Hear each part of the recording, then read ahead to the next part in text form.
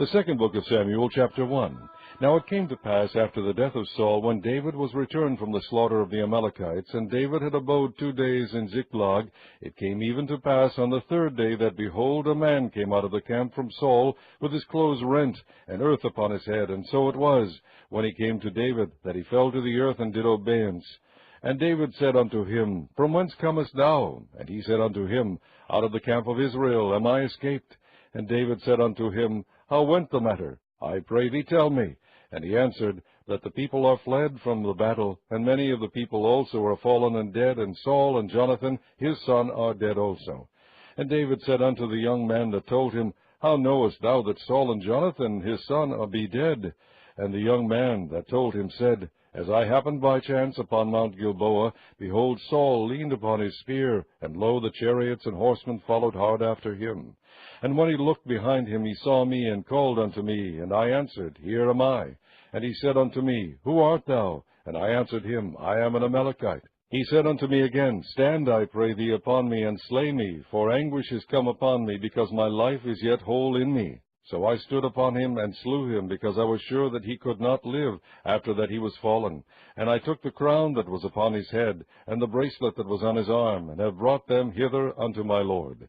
Then David took hold on his clothes, and rent them, and likewise all the men that were with him. And they mourned, and wept, and fasted until evening, for Saul, and for Jonathan his son, and for the people of the Lord, and for the house of Israel, because they were fallen by the sword.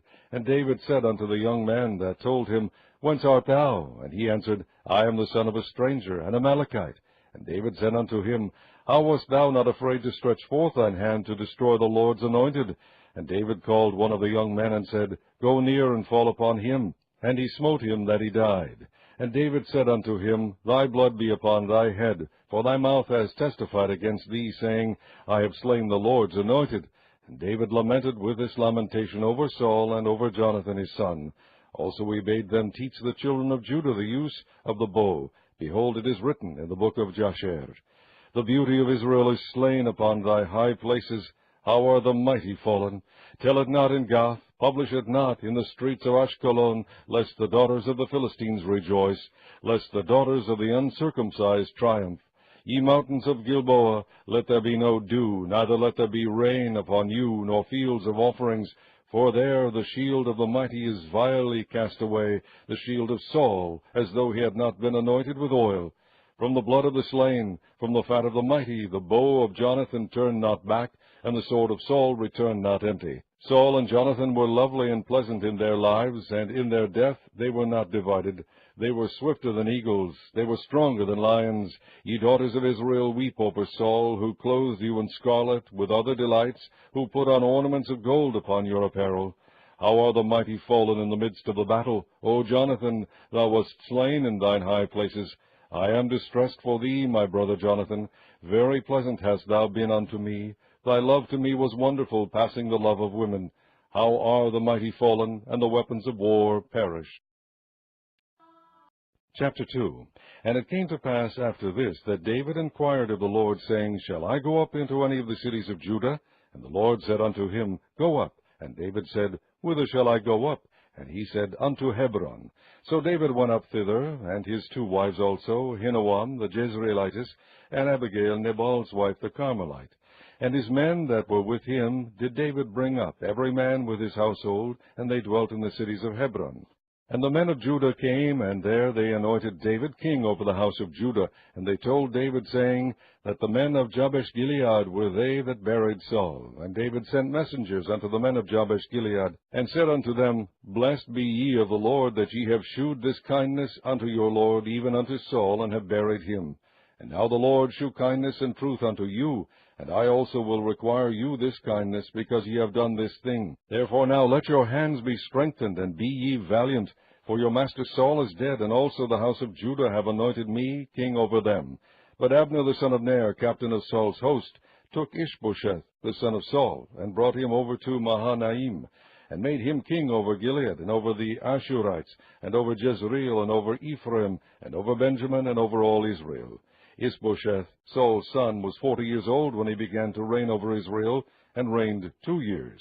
But the house of Judah followed David, And the time that David was king in Hebron over the house of Judah was 7 years and 6 months. And Abner the son of Ner, and the servants of Ishbosheth the son of Saul, went out from Mahanaim to Gibeon. And Joab the son of Zeruiah, and the servants of David went out, and met together by the pool of Gibeon. And they sat down, the one on the one side of the pool, and the other on the other side of the pool. And Abner said to Joab, Let the young men now arise, and play before us. And Joab said, Let them arise. Then there arose and went over by number 12 of Benjamin, which pertained to Ishbosheth the son of Saul, and 12 of the servants of David. And they caught every one his fellow by the head, and thrust his sword in his fellow's side. So they fell down together. Wherefore that place was called Helkath Hazurim, which is in Gibeon. And there was a very sore battle that day, and Abner was beaten, and the men of Israel before the servants of David. And there were 3 sons of Zeruiah there, Joab, and Abishai, and Asahel. And Asahel was as light of foot as a wild roe. And Asahel pursued after Abner. And in going he turned not to the right nor to the left from following Abner. Then Abner looked behind him, and said, Art thou Asahel? And he answered, I am. And Abner said to him, Turn thee aside to thy right hand, or to thy left, and lay thee hold on one of the young men, and take thee his armor. But Asahel would not turn aside from following of him. And Abner said again to Asahel, Turn thee aside from following me. Wherefore should I smite thee to the ground? How then should I hold up my face to Joab thy brother? Howbeit he refused to turn aside. Wherefore Abner with the hinder end of the spear smote him under the 5th rib, that the spear came out behind him, and he fell down there, and died in the same place. And it came to pass that as many as came to the place where Asahel fell down and died stood still.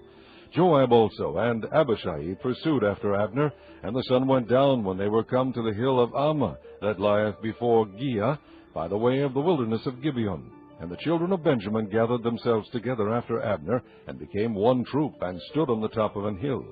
Then Abner called to Joab, and said, Shall the sword devour forever? Knowest thou not that it will be bitterness in the latter end? How long shall it be then, ere thou bid the people return from following their brethren? And Joab said, As God liveth, unless thou hadst spoken, surely then in the morning the people had gone up every one from following his brother. So Joab blew a trumpet. And all the people stood still, and pursued after Israel no more, neither fought they any more. And Abner and his men walked all that night through the plain, and passed over Jordan, and went through all Bithron, and they came to Mahanaim. And Joab returned from following Abner, and when he had gathered all the people together, there lacked of David's servants 19 men, and Asahel. But the servants of David had smitten of Benjamin, and of Abner's men, so that 360 men died. And they took up Asahel, and buried him in the sepulchre of his father, which was in Bethlehem. And Joab and his men went all night, and they came to Hebron at break of day.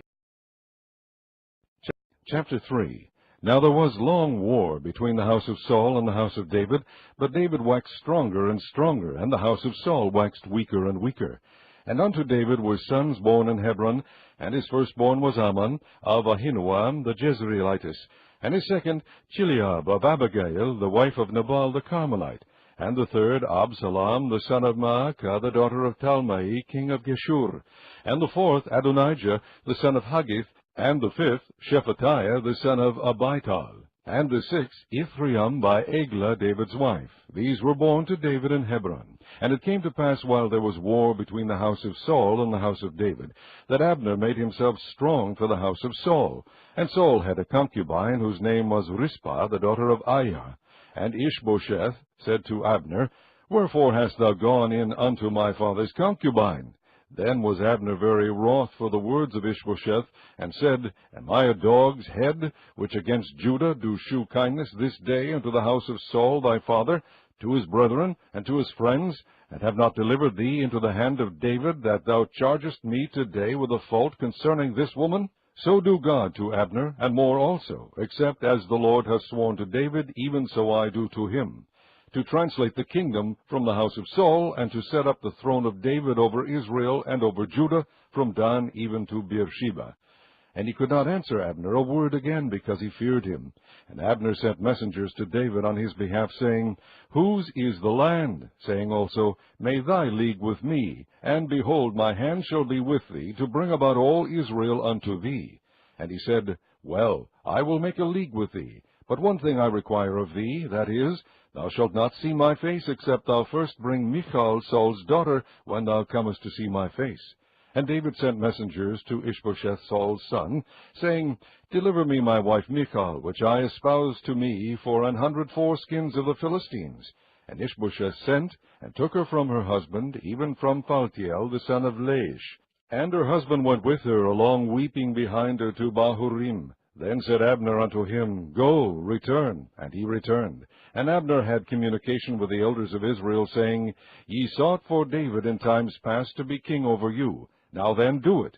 For the Lord hath spoken of David, saying, By the hand of my servant David I will save my people Israel out of the hand of the Philistines, and out of the hand of all their enemies. And Abner also spake in the ears of Benjamin. And Abner went also to speak in the ears of David in Hebron all that seemed good to Israel, and that seemed good to the whole house of Benjamin. So Abner came to David to Hebron, and 20 men with him. And David made Abner and the men that were with him a feast.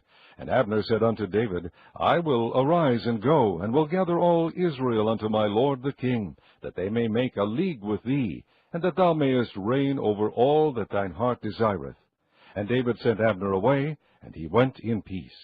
And behold, the servants of David and Joab came from pursuing a troop, and brought in a great spoil with them. But Abner was not with David in Hebron, for he had sent him away, and he was gone in peace. When Joab and all the host that was with him were come, they told Joab, saying, Abner the son of Ner came to the king, and he has sent him away, and he is gone in peace. Then Joab came to the king, and said, What hast thou done? Behold, Abner came unto thee. Why is it that thou hast sent him away, and he is quite gone? Thou knowest Abner the son of Ner, that he came to deceive thee, and to know thy going out and thy coming in, and to know all that thou doest. And when Joab was come out from David, he sent messengers after Abner, which brought him again from the well of Sirah, but David knew it not. And when Abner was returned to Hebron, Joab took him aside in the gate to speak with him quietly, and smote him there under the 5th rib, that he died, for the blood of Asahel his brother. And afterward, when David heard it, he said, I and my kingdom are guiltless before the Lord forever from the blood of Abner the son of Ner.